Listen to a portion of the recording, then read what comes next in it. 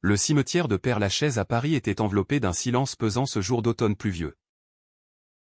Alexandre se tenait au bord de la fosse, les yeux rivés sur le cercueil qui descendait lentement dans la terre humide. À 28 ans, il portait un costume noir trop ajusté, hérité de son mari défunt, Jean, qui avait toujours insisté pour qu'il s'habille avec élégance.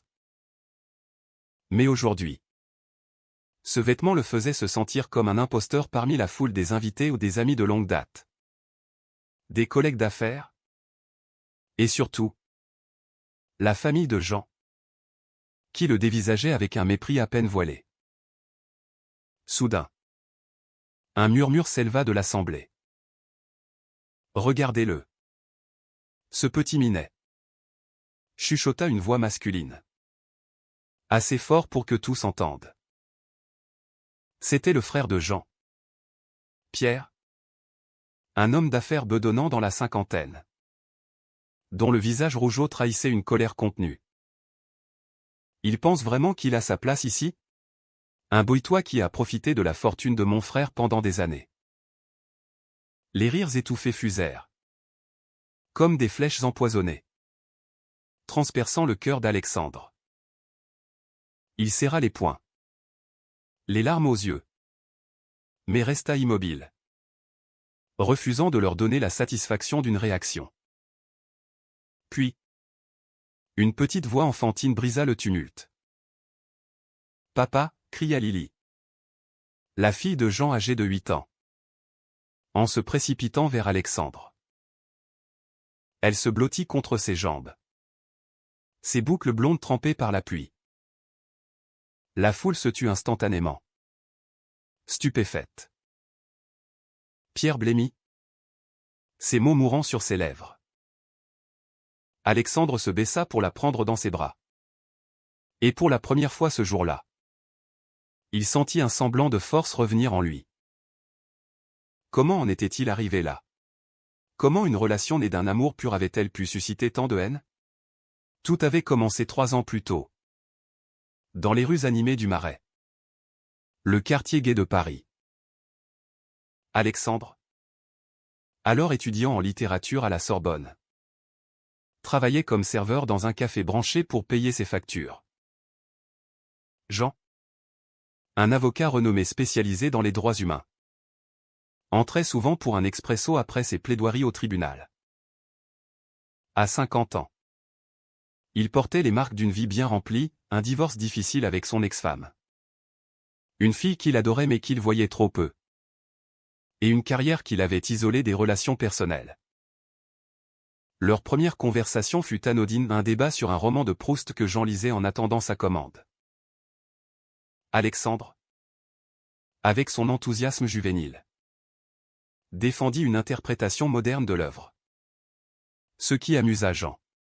« Vous avez du feu en vous, jeune homme », avait dit Jean avec un sourire.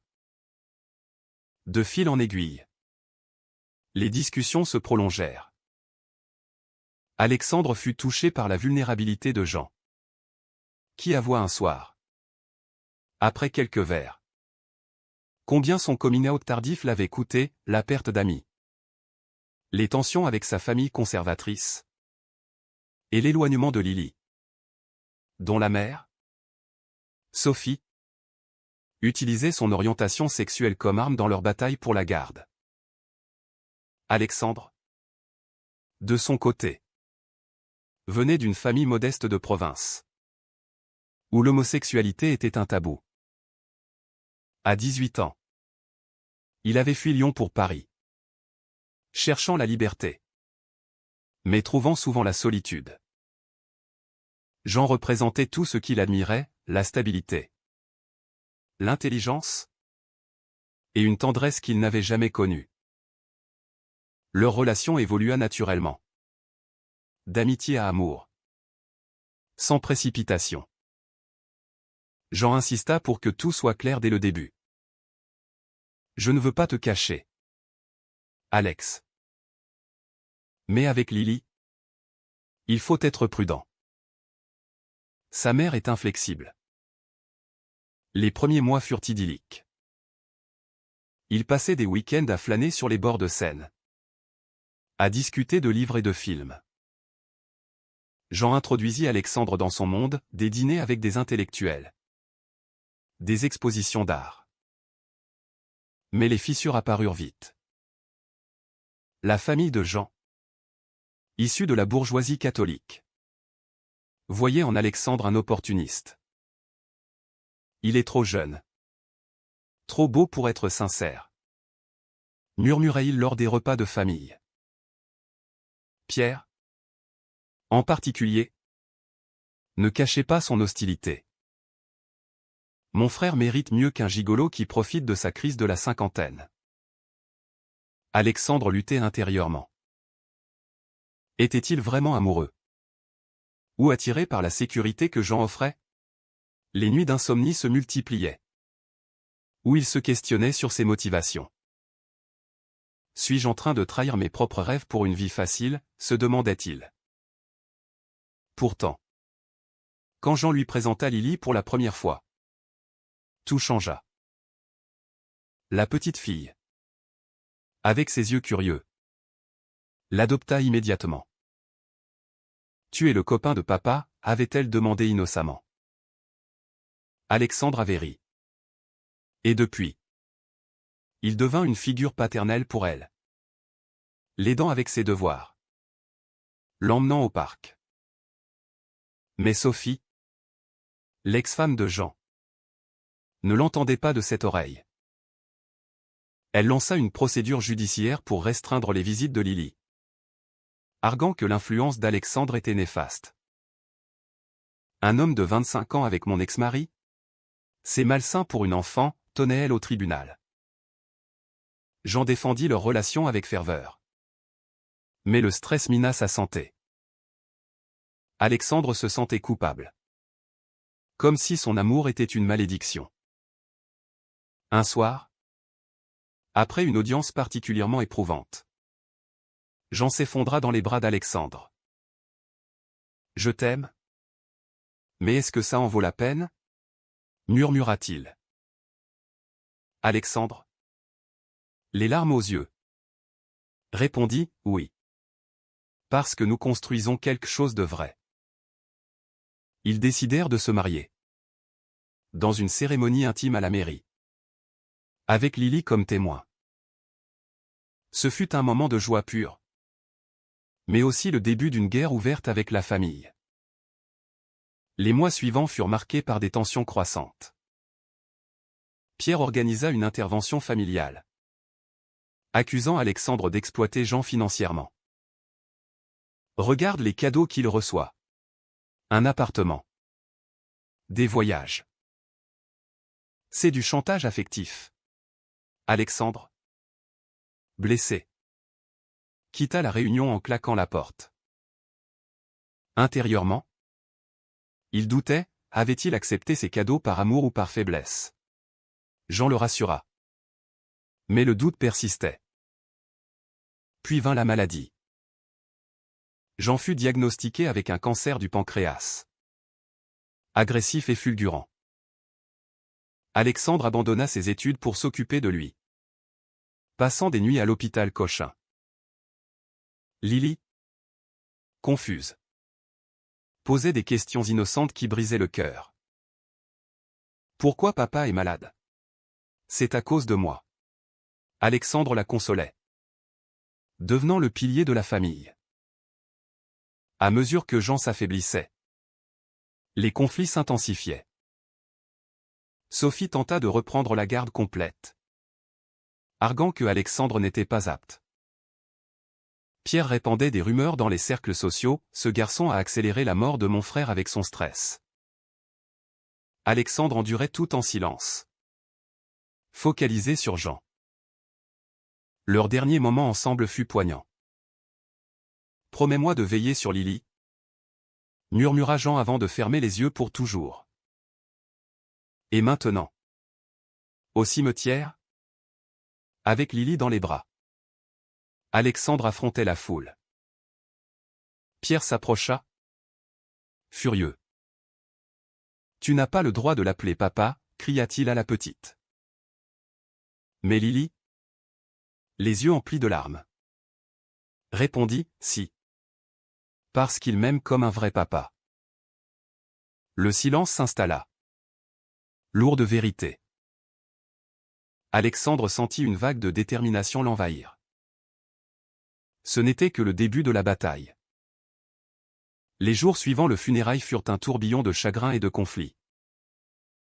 Alexandre rentra dans l'appartement haussmannien qu'il partageait avec Jean. Situé dans le chic 16e arrondissement de Paris. Les murs, autrefois vibrants de rire, semblaient maintenant étouffants. Lily était avec lui. Sophie ayant consenti à une garde temporaire. Mais à contre-cœur. Seulement parce que Jean l'a stipulé dans son testament. Avait-elle grogné au téléphone? Alexandre s'assit sur le canapé, tenant une photo de leur mariage. Comment tout avait-il basculé si vite? Il se rappelait leur lune de miel à Nice. Sur la côte d'Azur. Où ils avaient marché main dans la main sur la promenade des Anglais. Jean, malgré son âge, débordé d'énergie. Tu me fais me sentir jeune. Alex, disait-il. Mais déjà, les ombres planaient. Des amis de Jean l'avaient mis en garde, la société n'est pas prête pour ça. Ta famille va te tourner le dos. En effet, après le mariage, les invitations se tarirent. Pierre organisa un boycott familial, refusant d'assister aux anniversaires de Lily si Alexandre était présent. C'est une farce. Ce mariage. Un caprice de vieux fou, déclarait-il. Alexandre, pour apaiser les tensions, suggéra à Jean de réconcilier avec son frère. Peut-être que si je m'efface un peu. Mais Jean refusa net. Non. C'est eux qui doivent changer. Notre amour n'est pas négociable. Intérieurement, Alexandre luttait avec ses propres démons. Venant d'un milieu ouvrier, il se sentait souvent inférieur dans le monde de Jean. Les dîners mondains le mettaient mal à l'aise. Où on le traitait comme un accessoire charmant plutôt qu'un égal. « Es-tu sûr que je ne suis pas juste un trophée pour toi ?» avait-il demandé un soir à Jean. Après une soirée où un collègue avait fait une blague déplacée sur leur différence d'âge. Jean avait pris son visage entre ses mains. « Tu es mon partenaire. Mon amour. L'âge n'est qu'un nombre. » Pourtant, Alexandre ne pouvait ignorer les regards en coin. Les articles dans la presse people qui le dépeignaient comme un chasseur de fortune. Un tabloïd avait titré « L'avocat star et son jeune amant, amour ou arrangement ?» Cela alimenta les doutes. Était-il en train de sacrifier son identité pour cette relation? Lily devint l'encre qui le retenait. La petite fille, avec son innocence, ne voyait pas les barrières sociales. Elle dessinait des familles arc-en-ciel, où deux papas tenaient la main d'une petite fille. Alexandre l'aidait à naviguer les moqueries à l'école. Pourquoi papa a un mari? Demandaient ses camarades. Parce que l'amour n'a pas de règles, répondait-il. Même si au fond, il se questionnait sur le prix à payer. Sophie intensifia ses attaques. Elle engagea un détective privé pour prouver qu'Alexandre était instable. Des photos volées les montraient. Jean et lui. Dans des moments intimes. Déformés pour suggérer de la superficialité. Au tribunal. Elle argumenta, cet homme n'a pas d'emploi stable. Pas de racines. Comment peut-il élever ma fille? Alexandre, témoin à la barre, défendit leur foyer avec passion. J'aime Jean et Lily plus que tout. Ce n'est pas une phase. C'est ma vie. Mais le doute moral le rongeait. Était-il égoïste de persister? Sachant que cela blessait Lily? Une nuit. Il envisagea de partir. Il fit ses valises en silence. Mais Lily se réveilla et le supplia, « Ne me laisse pas. Papa Alex. » Il céda. Mais le conflit intérieur s'amplifia. Jean, sentant sa détresse, organisa une thérapie de couple. « Nous devons affronter ça ensemble, » dit-il. Puis la maladie frappa comme un coup de tonnerre. Les premiers symptômes fatigue, douleurs furent attribués au stress. Mais le diagnostic tomba, cancer avancé. Alexandre quitta tout pour être à ses côtés. Les chimiothérapies à l'Institut Gustave-Roussy étaient épuisantes. Jean perdait ses cheveux, sa vigueur, mais pas son humour. Au moins. Maintenant.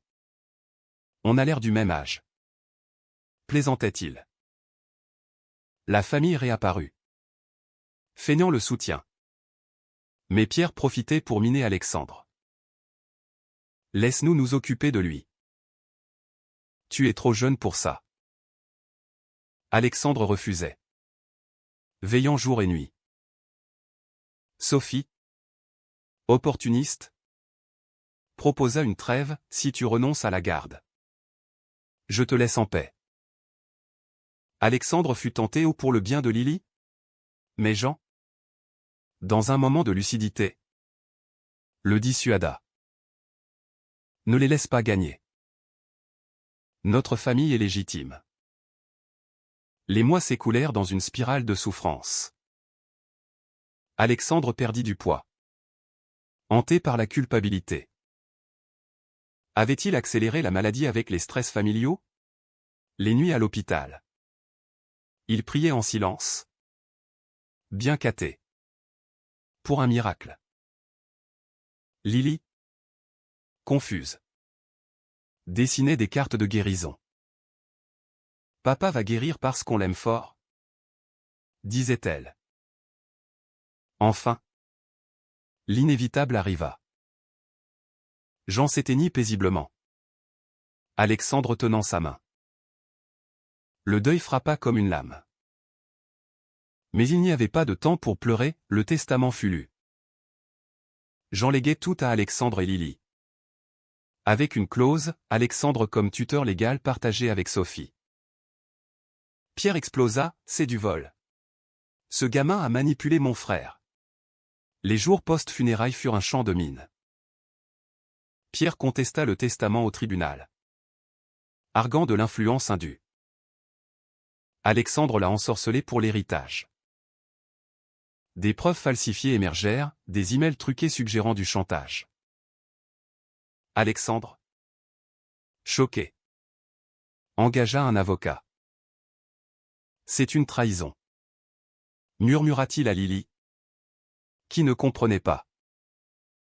Sophie, sentant le vent tourner, proposa un accord, renonce à l'héritage. Garde la garde partielle.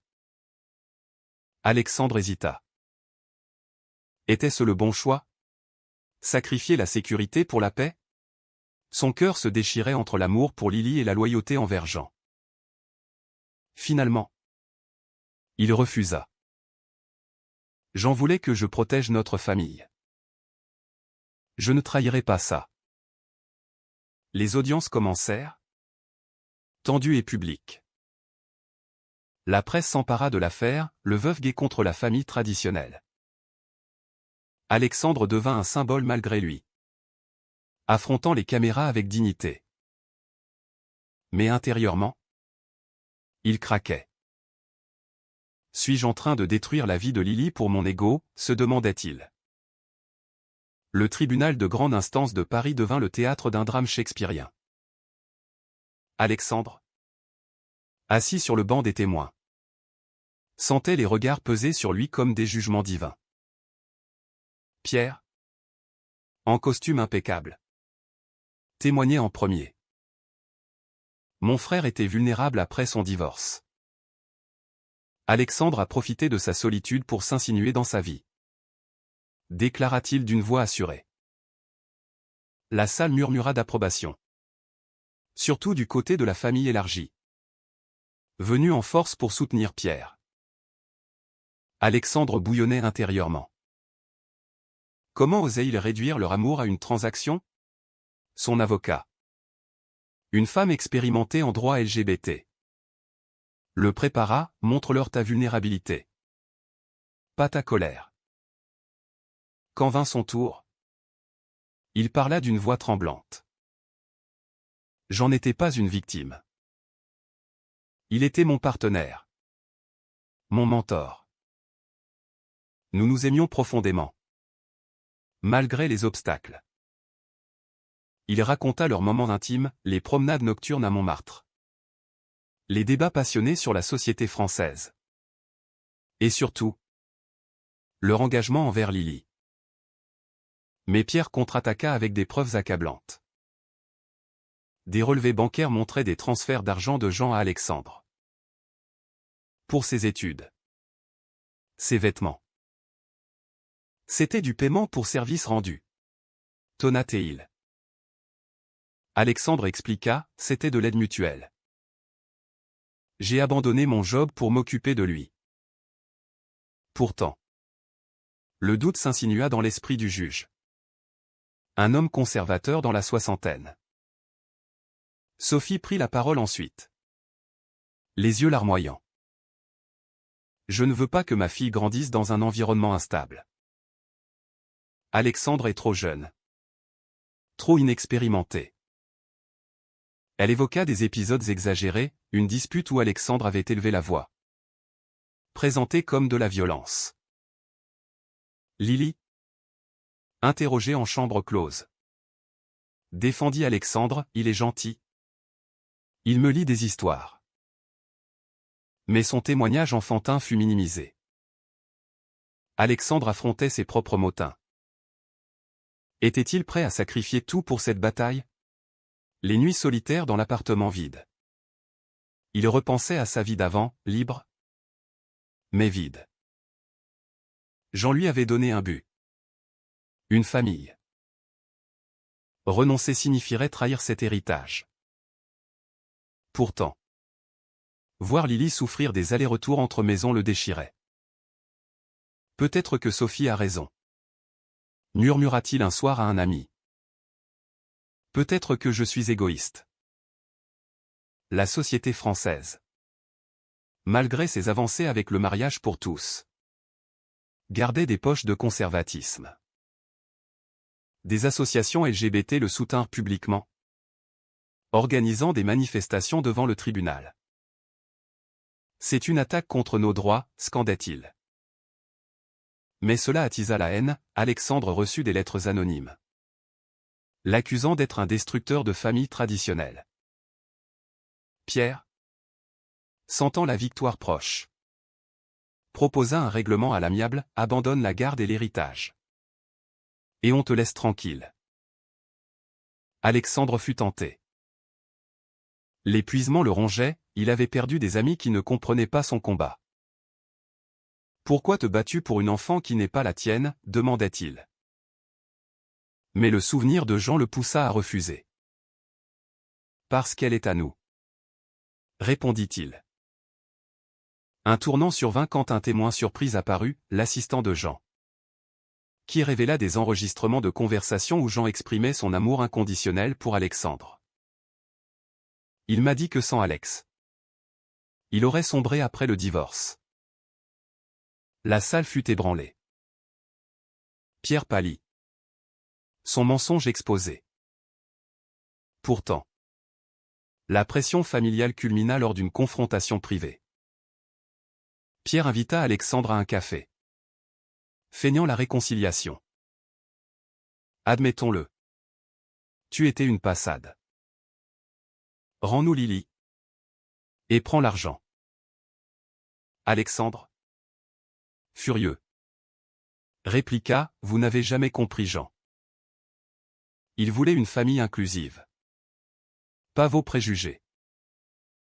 Pierre rit, l'inclusivité? Dans notre monde? C'est de la naïveté. Alexandre rentra chez lui. Dévastée. Lily l'attendait. Avec un dessin, de papa et elle. Sous un soleil radieux. On va gagner. Hein? Demanda-t-elle. Il la serra fort, mais doutait. Était-ce moral de poursuivre? Sachant les dommages collatéraux? La nuit suivante. Il envisagea le suicide. Accablé par le poids. Mais un appel de son avocat le sauva, nous avons de nouvelles preuves. Sophie a manipulé des documents. L'audience finale fut explosive. L'avocat d'Alexandre exposa la fraude, des emails falsifiés par Pierre et Sophie pour discréditer Alexandre. Le juge, outré, condamna leur comportement. Cette cour reconnaît la validité du testament et la légitimité de M. Alexandre comme tuteur. La salle explosa en applaudissements des supporters LGBT. Tandis que Pierre et Sophie quittaient la tête basse. Alexandre, victorieux mais brisé, prit Lily dans ses bras.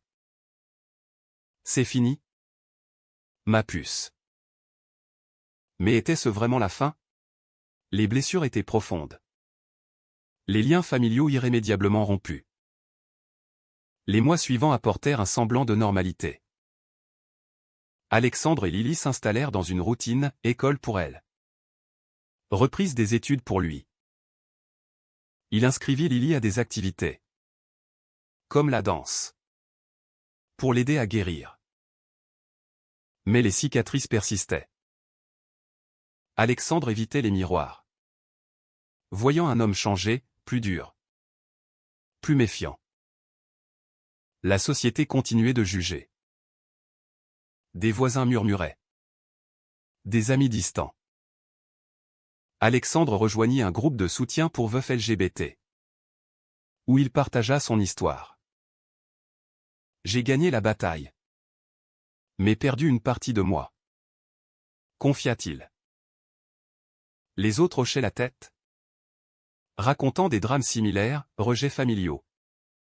Lutte judiciaire. Pierre tenta une réconciliation forcée. Envoyant une lettre, pour Lily. Enterrons la hache de guerre. Alexandre hésita. Était-ce sage de pardonner? Pour le bien de l'enfant? Il accepta une rencontre neutre. Dans un parc. Pierre arriva. Contrit. J'ai eu tort. La peur m'a aveuglé. Alexandre, sceptique, répondit, la peur de quoi? De l'amour différent? Pierre admit, de perdre notre héritage traditionnel. Ils parlèrent des heures. Déconstruisant les préjugés. Pierre révéla son propre secret, un amour youthful refoulé. Peut-être que j'enviais Jean. Alexandre sentit une étincelle d'empathie. Mais la trahison pesait lourd. Le pardon prend du temps. Dit-il. Ils convinrent de visites supervisées. Pour Lily. Sophie. De son côté. S'adoucit. Elle admit ses erreurs lors d'une médiation. J'avais peur pour ma fille. Alexandre. Magnanime. Proposa une garde partagée équitable. Nous pouvons être une famille étendue. Pour elle. Lily fleurit sous cette harmonie fragile. Pourtant. Alexandre luttait avec son identité post-Jean. Était-il défini par cette relation? Il reprit l'écriture. Canalisant son douleur dans un roman sur l'amour gay en France. Les éditeurs s'intéressèrent. Voyant un potentiel best-seller. C'est thérapeutique. Confia-t-il à Lily, qui grandissait vite. Un an après la mort de Jean. Alexandre rencontra quelqu'un, un professeur d'art de son âge. Lors d'une exposition. Leur connexion fut timide. Sans la passion intense de Jean. Mais réconfortante. Suis-je prêt? Se demanda-t-il. Lily l'encouragea, papa voudrait que tu sois heureux. La famille élargie s'ajusta lentement. Lors d'un Noël, Pierre invita Alexandre et Lily. Les tensions planaient. Mais un toast à Jean brisa la glace. À l'amour, sous toutes ses formes, dit Pierre. Alexandre sourit. Mais intérieurement, il savait que les blessures ne guériraient jamais complètement. Réfléchissant sur son parcours, Alexandre se questionna sur les choix moraux. Avait-il eu raison de se battre? Au risque de traumatiser Lily? Ou aurait-il dû céder pour la paix? La société évoluait. Avec des lois plus inclusives. Mais les cœurs changeaient lentement. Finalement, Alexandre trouva la paix en honorant la mémoire de Jean, en élevant Lily avec des valeurs d'ouverture.